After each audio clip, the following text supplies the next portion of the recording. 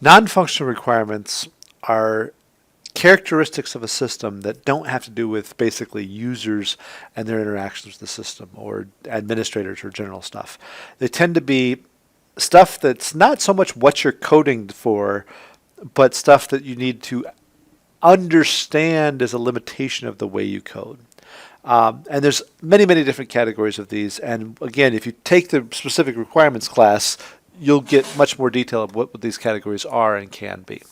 Now, functional requirements don't have any special way of capturing them like use cases, which is why I wanted to talk about the functional requirements, the way we capture those before we talk about non-functional requirements, because this approach of using either the numbered shalls or in this case the numbered list is pretty much your best option. Because, as I said, there's not a story to tell so much with these. The easiest category of functional requirements to pull from is performance behavior. That's the most common non-functional requirement. So in our system, we can say the base software must, shall.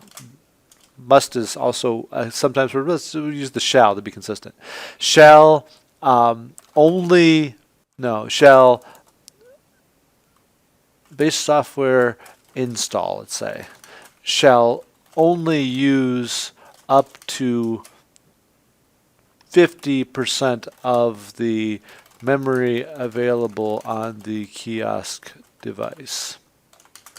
Okay, this is a non-functional requirement, and you might say, well, what's the point of that? The point of this is I want to leave half the memory for installing third-party monitors. I want to leave half the memory for future upgrades to my software.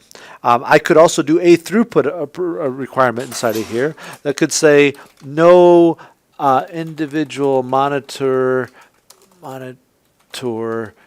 shall use more than 10% of the processor in its duties. All right, this is an okay requirement in that it is telling us something non-functional. What we're saying is I want to allow for at least a handful of these guys running. I don't want one processor one monitor taking up all the time, and so nothing else can run. When we say 10% of the processor, it's not super specific. This is ever.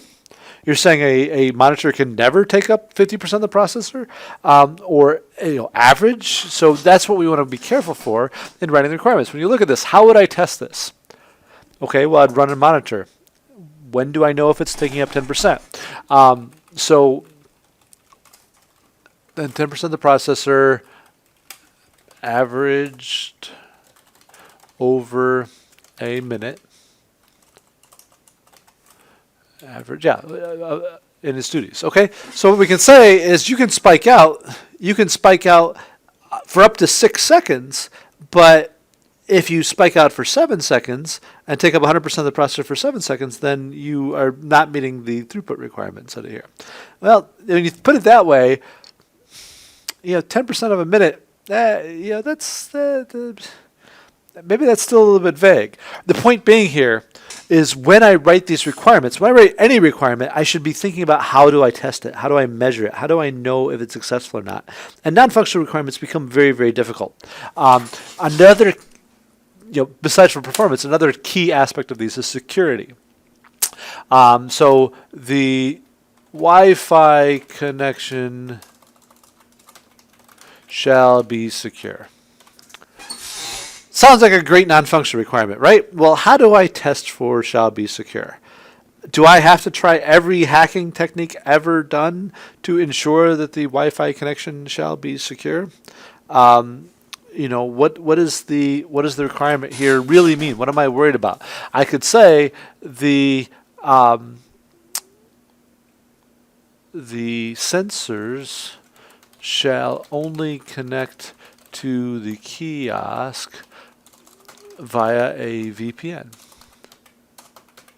So a virtual private network, it's a solution inside of there. Maybe we're solutioning a little bit, but it gets more specifically to how do I get to that solution. So I might get a requirement such as, hey, you shall be, you shall be always working or something like that.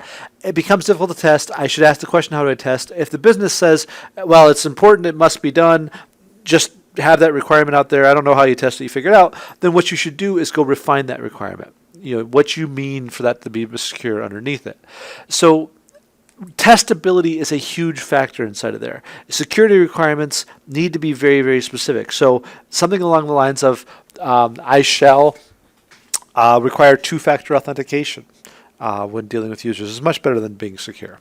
I shall require two-factor authentication that involves something that somebody has in hand plus something somebody would know. So that way, if the thing's stolen, then they wouldn't know it, or if they know it, they'd have to steal something in order to get there. That sort of thing. That's where we want to be at the next level of detail. I don't expect yours to be perfect here. We're not even really doing anything with non-functional requirements. What I want to see is that you've thought about it, that you've considered your system as a whole, you've considered performance ramifications. Another category might be accessibility. You might be doing something like a video game that you have to consider. This shall be workable with both keyboard and mouse and a gamepad, for your video game. It could be like, hey, this shall not use any flashing elements that could cause seizures inside of there. So you got to consider your audience. You can consider different aspects. So performance is one for sure. Security is one for sure. Usability is a huge one. There could be size factors or limitations if you have a system involved. Heat output that could happen inside of there. There's all sorts of things when you get into systems development that is beyond software. But those are things you might want to consider here. You might consider like, hey, the website shall not get more than a certain amount of traffic. I have to keep my graphics small because if I get too big, my ISP is going to charge you more information.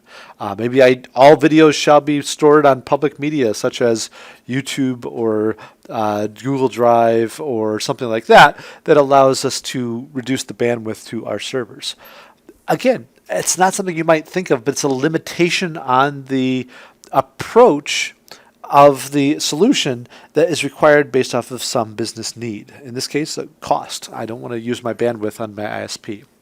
All right, so that's what we need. The list of them, whatever you're going to come up with, and they should be numbered and traceable so we can refer to them later on, because you might choose later on to do some performance testing. It's not required per se. It's not something that's listed inside of there, but you might talk about it when we get to that point in your discussion board. And if you do, you can pull as examples some of the requirements that you've written down here and be able to describe them, which is be a nice little touch for integrating real world examples, or at least your made up problem examples, into your theoretical discussion, your discussion board. All right, well, that's the base. This is what's required here going into the assignment. If there's any questions, then that's what the chats are for. So these videos are here to give you the base to get started working. The goal is for you to get started working, then come to the chats with any questions, and we can refine it further from there. But this is the foundation for which you can build upon, and we can refine it as needed with questions as you go. So best of luck, and I hope to see you at the chats.